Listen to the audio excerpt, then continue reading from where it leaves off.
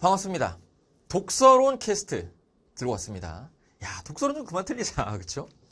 독서론 하나씩 틀리는 것 때문에 스트레스를 받죠. 근데 사실 독서론을 하나씩 틀리는 것은 뒤에 독서 문제 틀리는 거랑 그 근본 원인이 크게 다르지 않아요.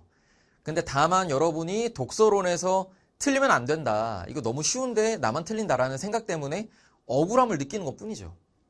그래서 오늘 제가 해드릴 이야기, 독서론의 접근 태도와 그리고 적용해서 연습할 수 있는 개념들입니다.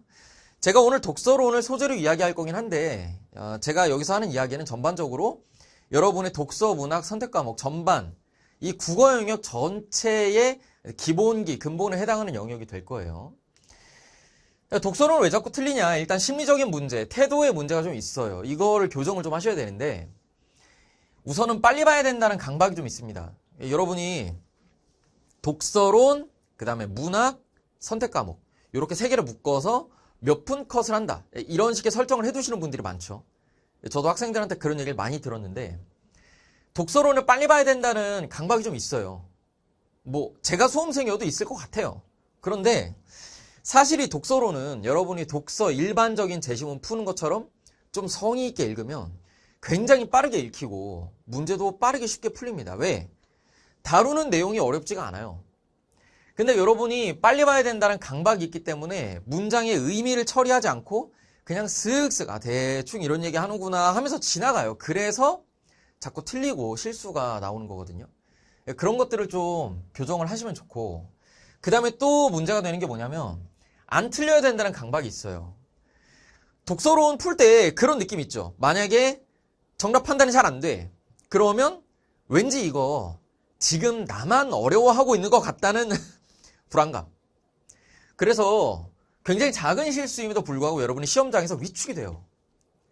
사실 정답이 안 골라질 때 독서론은 다루는 내용이 쉽잖아요.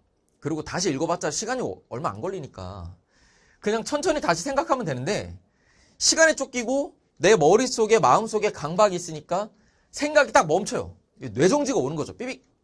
그러고 나서 그냥 눈만 계속 굴러간단 말이죠. 이것을 교정을 해내야 여러분이 좀 좋은 성과를 낼 수 있다. 사실 독서론에서 성과라고 표현하기도 뭐하지만 어쨌든 실수를 안 할 수 있다. 그래서 독서론 풀다가 잘못 읽은 것 같다 그러면 그냥 다시 천천히 생각을 하시면 돼요. 제가 좀 여기에 대해서 생각의 태도 교정에 도움이 될 만한 이야기를 해드리자면, 독서론이 세 문제잖아요. 그지? 독서론 세 문제고 여기에 3점도 포함되어 있거든요. 그리고 뒤쪽 가면 그 일반적인 독서 제시문 3개 중에 4문제짜리 독서 제시문이 있고 요 4문제 중에 1개가 어휘인 게 있어요. 그리고 여기에도 3점 문제가 끼어 들어가 있죠. 그럼 우리가 어휘 문제를 그냥 정답을 고른다고 칠 때 사실 요 독서론 3문제 세트랑 뒤에 있는 그 우리 어렵게 풀고 있는 4문제짜리 독서 제시문하고 입시에서의 가치가 똑같아요. 그쵸? 근데 만약에 내가 문제를 헷갈리고 있다 그러면 추가적인 1분을 쓴다 할 때 어느 쪽에 쓰는 게 더 입시에서 효과가 있겠어요? 당연히 독서론이 효과가 있죠. 왜? 이미 내가 어려워서 못 풀고 있는 이 독서 제시문은 1분을 더 쓴다고 해도 정답을 고를 확률이 높지 않아요. 하지만 독서론 어떻습니까? 내가 1분만 차분하게 더 생각을 한다면 답을 고를 확률이 높아지거든요. 여러분이 이런 것들을 고려해서 시험 운영하고 태도를 점검하고 교정을 하시면 독서론에서 그냥 이것만으로도 오답을 많이 방지할 수가 있어요. 시간을 쓰면 해결이 되니까. 그러면 오늘 강의 여기서 끝낼까요? 그러면 안 되지. 태도만으로 해결되는 건 당연히 아닙니다. 자꾸 한 문제씩 틀린다면 이건 태도의 문제는 아니거든요. 여러분이 마음먹기야 뭐 안 하겠습니까? 제가 수험생이 아니고 여러분이 수험생이니까 현장에서의 마음, 이 간절함, 절실함은 여러분이 훨씬 더 크겠죠. 그래서 태도만으로는 해결이 안 되고 기본적인 개념을 좀 고쳐야 되는데 문장 읽기를 잘 하셔야 돼요. 문장 쉬운 거 하나 읽는 거, 이걸 잘해야 돼. 근데 여러분은 문장 읽기를 잘한다는 게 뭐냐? 라고 할 때 그냥 막연하잖아요. 뭐 꼼꼼히 읽는다, 자세히 읽는다, 천천히 읽는다, 이렇게 되잖아. 그쵸? 대부분의 학생들의 읽기 패턴이 어떻게 되어 있냐면 문장 단위로 의미를 처리하는 게 아니라 문장 안에 있는 눈에 띄는 단어들 몇 개의 눈도장을 딱딱 찍은 다음에 그걸 머릿속에서 그냥 임의로 조합해요. 그런 식으로 의미 처리를 하는 게 대부분이에요. 대부분. 그래가지고 그것 때문에 장학고, 독서, 문학, 선택 과목 다 틀리는 거거든요.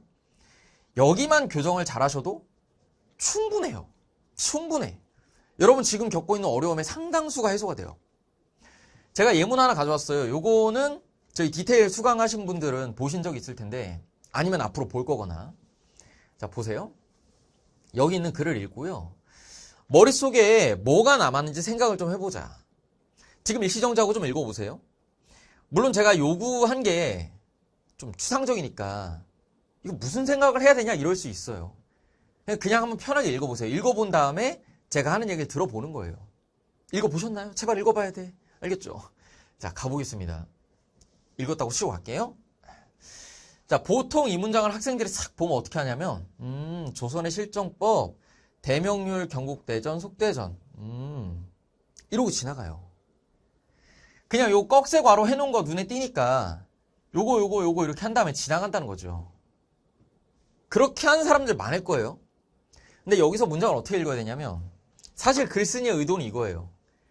대명률하고 국전을 남겨라. 이거야. 왜 이렇게 될까요? 자, 제가 다볼담 독서에서 초반에 이 얘기를 다 해드리는데 여기 또 한편으로 있죠. 저 한편이라는 말이 병렬의 신호예요. 앞뒤의 내용들이 대등하게 연결되고 있다. 대등한 자격으로 연결되고 있다. 그래서 이렇게 대등하게 정보들이 연결이 되면 상위정보라는 게 존재합니다. 그래서 그 상위정보가 뭔지를 생각을 해야 되는데 뒤에 읽다 보면 등 있죠. 등. 이 등은 이 예시의 표현이에요. 그러니까 경국대전, 속대전은 국전의 예시다 이거죠. 그러면 한편 앞뒤로 대등하게 나열되는 게 뭐냐 했을 때 대명률 경국대전, 속대전으로 하는 게 아니라 대명률 국전으로 해야 돼요. 그리고 국전의 예시로 경국대전, 속대전이 들어와 있는 거죠. 그래서 대명률, 국전 해서 전율 체제라고 하는구나. 그럼 여기 딱 문장 읽었을 때 머릿속에 전율 체제? 대명률 국전? 이렇게 된 상태로 다음 문장으로 가야 되거든요. 이런 걸 잘 해야 돼요. 무슨 말인지 알겠나요? 제가 이게 너무 추상적이어서 표현할 방법은 없는데 이 문장 독해할 때의 글쓴이의 의도에 따라서 정보 처리를 하는 거, 이걸 연습을 해야 되는 거예요. 독서론에서 오답률 높은 문제들, 제가 몇 개 가져왔는데 이제 같이 풀어볼 거예요. 그 오답률 높은 문제를 보면 학생들이 이거를 다 못했어요. 이거 때문에 다 틀려. 같이 한번 가보겠습니다. 독서론 오답률 탑 몇 들어가는 거예요. 쫙 보면은 내용이 복잡하고 어려서 틀릴 수가 없어. 애초에 독서론에서 다루는 내용이 어렵지가 않잖아요. 그러니까 결국에는 문장 읽기 습관의 문제거든요. 같이 풀어볼 건데 제가 출처 달아드렸습니다. 자세하게 읽고 다 푼다가 아닙니다. 저 1번 문제에 대해서만 정답 위주로 코멘트를 딱 드릴 거예요. 그래서 저거를 스포일러 당하기 싫으시면 프린트를 해서 보시는 걸 추천. 오케이? 아니나 그냥 좀 가볍게 보고 네가 한 얘기 들은 다음에 나 혼자 연습해 볼게 하시면 그렇게 하셔도 좋고. 알겠죠? 자, 지금 가져오는 기술들은 전부 다 평가원 기출문제만입니다. 여기 1번 문제는 이 선택지 1번이 적절하냐 아니냐를 판단하고 끝내야 돼요. 답은 1번인 건데 관련된 내용은 어디 있냐면 여기 첫 번째 문단이 있어요. 여기만 잘 읽으면 그냥 끝이에요. 그럼 보세요. 자, 아까랑 똑같이 해볼게요. 제가 아까 대명률 그거 보여드린 거랑 똑같이 해볼게요. 글을 읽으려면 글자 읽기, 요약, 추론 등 있죠? 그러면 예시구나 해야 돼. 그 대응하는 상위정보 뭐예요? 읽기 기능이죠. 괜찮지? 그러고 나서 어휘력 하고 읽기 흥미 하고 병렬, 동기, 예시 이렇게 돼 있죠. 그러면 이 등 있잖아요. 등. 이게 뭐의 예시일까는 뒤쪽에 나와요. 글 읽는 능력이 발달하려면 읽기에 필요한 이러한 요소를 잘 갖추어야 한다. 이 이러한이라는 말은 앞부분의 중심화제가 뭔지를 정리해주는 말이거든요. 그럼 제가 여기 내용을 정리해보면 이렇게 돼요. 글 읽는 능력이 발달하려면 글 읽는 능력 발달을 위해 필요한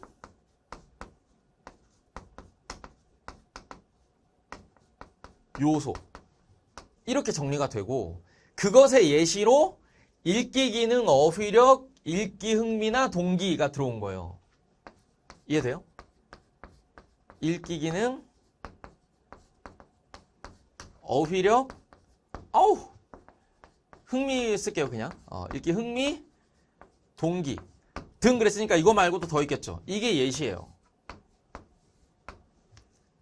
이해돼요? 그러면 읽기 기능 안에 또 뭐가 들어가 있는 거예요? 글자 읽기. 글자라고 써야죠. 글자 읽기. 그 다음에 야야야 요약 그리고 추론 이렇게 되어 있는 거죠. 지금 저 첫 번째 문단 세 줄짜리 문단은 이런 구성으로 되어 있는 거예요. 이해돼요? 그러면 내가 처음에 읽을 때 이렇게 읽기 능력 발달을 위해 필요한 요소 여기서 예시를 4가지 들었다를 알고 있다고 쳐봐요. 자, 문제 딱 왔어. 읽기 기능에는 어휘력이나 흥미, 동기 등이 포함된다. 아니죠. 얘네들은 읽기 기능, 어휘력, 흥미, 동기 얘네들은 다 대등한 자격으로 병렬로 이어져 있는 거고 읽기 기능에 들어가는 건 글자 읽기, 요약, 추론이죠. 근데 학생들이 이걸 많이 틀렸다니까요. 자, 아까 전에 그 대명률 제가 보여드린 거랑 똑같죠. 이게 어려운 게 아닌데 그냥 문장을 제대로 안 읽고 뭐 하는 거예요? 단어의 인상만 머릿속에 남기는 거예요. 계속. 뭐예요? 읽기에서 기능, 등 필요하다. 이런 거 필요해 하고 지나가는 거죠. 이해돼요? 자, 또 해볼게요. 또 해볼게. 다음 거 보여드리겠습니다. 2023학년도 수능 1, 2번이에요. 자, 여기는 제가 1, 2번 문제를 풀어드릴 건데 마찬가지 스포일러 당하기 싫다면 문제를 다운받아서 풀어보거나 그냥 네가 얘기하는 거 들은 다음 혼자 연습할게 하시면 편하게 보셔도 되고 가보겠습니다. 자, 먼저 이때를 한번 읽어보겠습니다. 이 앞에는 필요 없으니까 읽진 않을게요. 읽었다고 칩시다. 자, 이때 이런 말들은 글쓴이가 의도적으로 중요한 정보를 삽입할 때 넣는 말이거든요. 제가 다볼담 독서에선 첨가서술이라고 가르쳐 드리는데 이때 뒤쪽에 있는 게 주요 정보예요. 그래서 여기 있는 내용들을 절대로 오해하시면 안 됩니다. 한번 가볼게요.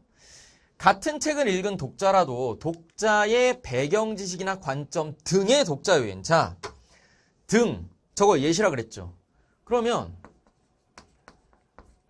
독자 요인이 있고 이 밑으로 들어오는 게 뭐예요? 독자의 배경 지식. 독자의 배경 지식 이게 들어오고 그 다음 또 뭐예요? 독자의 관점 이렇게 들어오죠. 이게 독자 요인인 거예요. 됐죠? 그 다음 읽기 환경 인하 과제. 여기도 인하에 노란색을 칠해줬으면 좋았을 텐데 아무튼 똑같은 겁니다. 자, 읽기 환경이나 과제 등 그랬으면 읽기 환경 과제가 예시예요.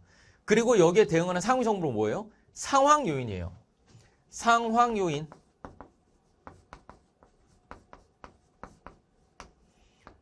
그럼 2개 있죠. 뭐예요?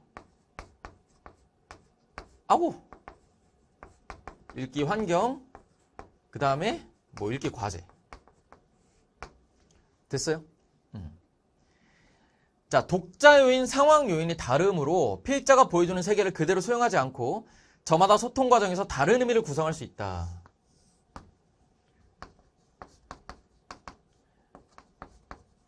다른 의미를 구성하게 되는 요인인 거예요. 그게 독자 요인이 있고 상황 요인이 있다. 이렇게 되죠. 자, 일단 이렇게 내용을 글쓴이가 의도한 대로 잘 파악하는 게 1번이에요. 이게 됐다고 칩시다. 보세요. 자, 학생들이 많이 틀리는 패턴이 다 똑같습니다. 독자의 배경지식, 관점, 읽기 환경, 과제는 독자의 의미 구성에 영향을 주는 독자 요인이다 그랬는데 읽기 환경이랑 과제는 상황 요인이에요. 배경지식이랑 관점이 독자 요인이고, 그쵸? 그러면 4번 보고 하고 치면 되는데 정답 못 칩니다. 왜요? 읽을 때 제가 아까 말한 것처럼 그냥 지식, 관점, 독자, 읽기, 과제, 상황 이렇게 단어들의 인상만 머릿속에 딱 남아있지 이들 간의 관계, 실제로 글 쓰니까 의도하는 설명이 무엇인가는 머릿속에 아예 안 남아있어요. 그러니까 틀리죠. 여러분 이게 어렵나요? 제가 이거 판서를 막 예쁘게 하니까 시간이 오래 걸리는 것 같지만 실제로 여러분이 그렇게 하실 필요는 없잖아요. 전혀 어려운 게 아니란 말이죠. 이해되시죠? 도움이 좀 돼야 되는데? 오케이? 그러면 뒤에 것도 한번 해볼게요. 자, 같은 요령이에요.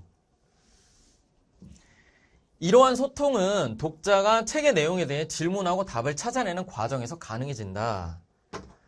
독자는 책에서 답을 찾는 질문, 독자 자신에게서 답을 찾는 질문 등을 제기할 수 있다. 그럼 뭐예요? 다른 의미를 구성하는 다른 의미를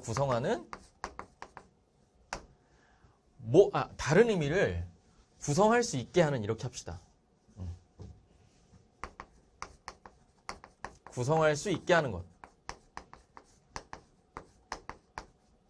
이게 질문과 답이라는 건데 여기에 예시가 2개 나왔죠.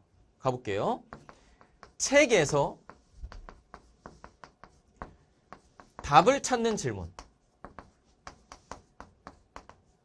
좀 예쁘게 쓰겠습니다. 뭐 글씨가 예쁘진 않지만 됐죠? 그 다음 독자 자신에게서 답을 찾는 질문. 에게서 답을 찾는 질문. 이렇게 되죠.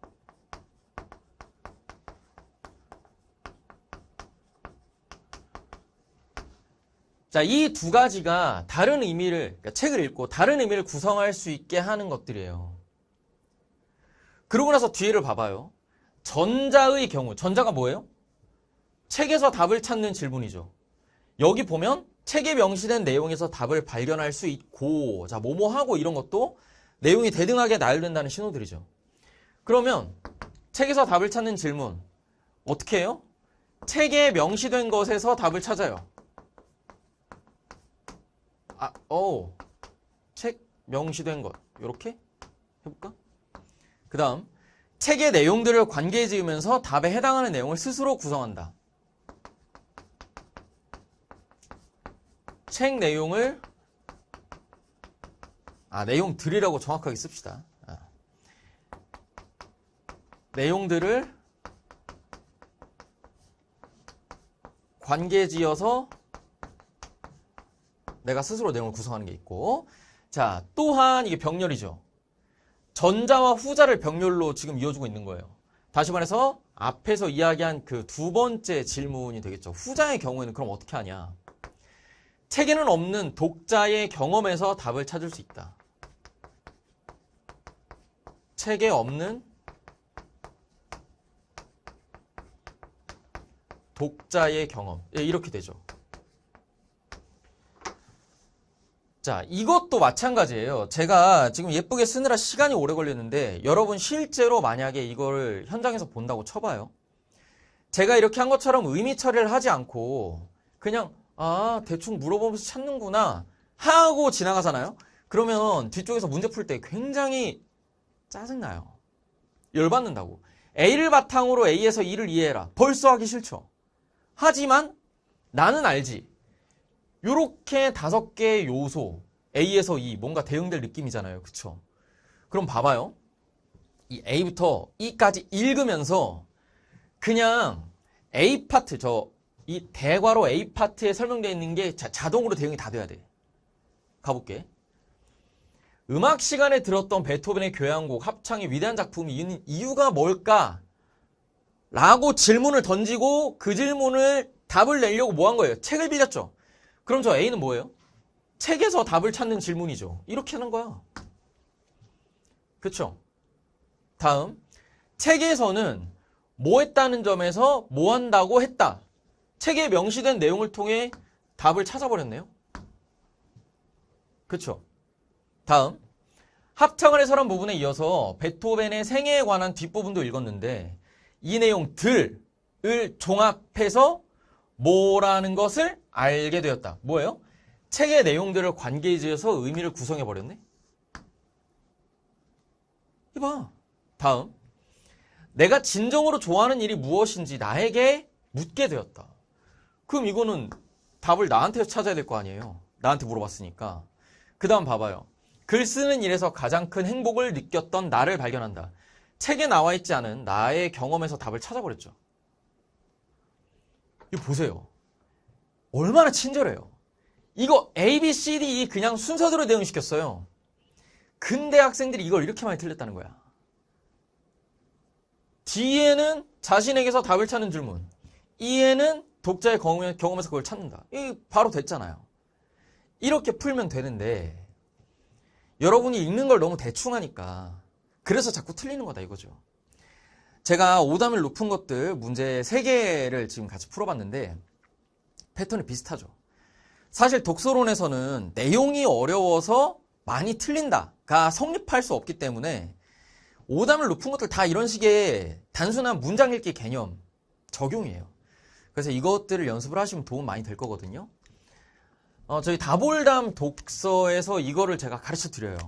그 다볼담 독서 초반에 표지에 글쓴이의 의도가 담겨 있고 그 의도에 맞춰서 문장의 정보 처리를 어떻게 할 수 있고 그것들 문장과 문장 간의 조합을 통해서 큰 그림을 어떻게 그려내는가 이거를 제가 알려드리거든요.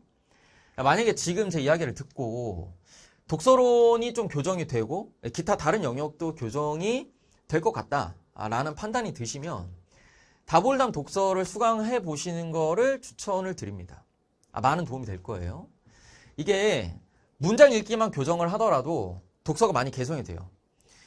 보통 학생들이 이런 근본적인 영역에 있는 거를 교정하지 않고 그 다음 단계의 것들을 열심히 하려고 그래요. 예를 들면은 시간 조율 연습하려고 시간 재고 모의고사를 푼다.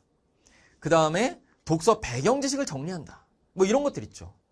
그런 거는 되게 나중 단계예요. 그리고 그것이 실제로 여러분 성적 향상에 크게 영향을 미치지 않아요. 정말 중요한 거, 여러분이 많이 어려움을 겪고 있는 파트는 의외로 파고 들어가다 보면 문장 읽기예요. 그래서 끝으로 제가 이거 한 말씀 드리려고 하는데 제가 이 파이널 시즌에 계속 이런 것들을 올려드리겠다고 예고를 해드렸잖아요. 파이널 시즌에 여러분이 국어 공부하면서 성적을 올릴 수 있는 자가 진단 팁이에요. 왜를 한 10번 해보는 거야. 무슨 얘기냐면 예를 들어서 내가 5번 문제를 틀렸어. 그러면 던져. 5번 문제 왜 틀렸지? 이렇게. 보통 여기까지는 학생들이 다 합니다. 딱 한 번. 그럼 해볼게. 첫 번째 질문이에요. 5번 문제 왜 틀렸지? 그럼 뭐라고 하세요, 보통? 내가 제시문에 있는 이거를 잘 못 봤다. 이런 거 많이 하잖아요, 그쵸? 못 봤음.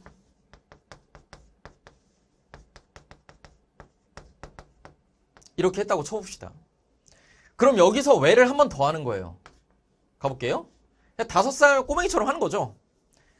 왜 못 봤어? 자, 왜 못 봤을까요? 여기서부터 공부 시작이야. 두 번째 질문부터 공부 시작인데 여기부터 답변이 잘 안 나올 거예요. 내가 이 문장 왜 못 봤을까? 그럼 여러분 나름대로 여러 가지 가설을 세우겠죠. 긴장을 너무 많이 했나? 그 심리적 요인을 빼면은 원인이 뭐지? 답이 안 나와요. 이 부분에서 가설을 세워보시고 만약에 여기서 또 어떤 현상이 발견이 된다고 하면 그래. 그러면 내가 왜 그런 일을 만들게 된 거지? 이걸 계속 파고드는 거죠. 그러니까 왜 10번이라는 거는 그냥 10이라는 숫자가 커 보이니까 제가 말씀을 드린 거고 10번까지 갈 필요는 없죠. 몇 번 하다 보면 여러 가지 오답에서 공통적으로 발견되는 그 근본적인 여러분의 문제점이 있을 거예요. 이걸 발견하고 나면 어떻게 교정할까를 고민하고 거기서 성적이 오르기 시작하는 겁니다. 그래서 이런 식으로 공부하시는 거를 추천을 드릴게요. 독서론 캐스트는 여기까지 하겠습니다. 많은 도움이 됐길 바라고요. 제가 예상했던 것보다 좀 플레이 타임이 길어졌는데 그래도 도움 많이 되셨죠? 네. 좀 연습을 잘 해가지고 다음번 시험 그리고 나아가서 수능에서 꼭 써먹으시길 바라고요. 다음에 또 다양한 학습 팁 들고 캐스트 계속 수능 전까지 찍어 드리겠습니다. 긴 얘기 듣느라 고생 많으셨습니다.